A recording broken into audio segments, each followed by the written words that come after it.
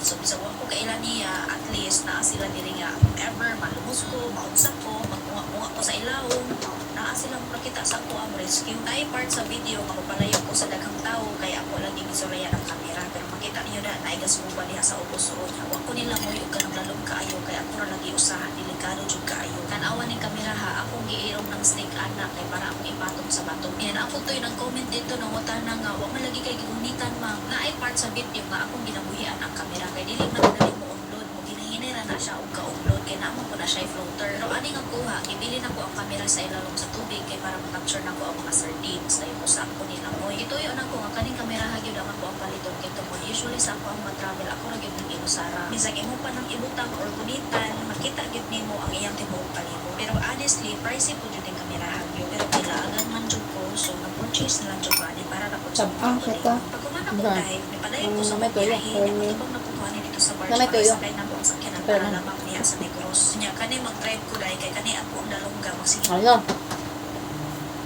Kung mo na pestig asin sa kung ano.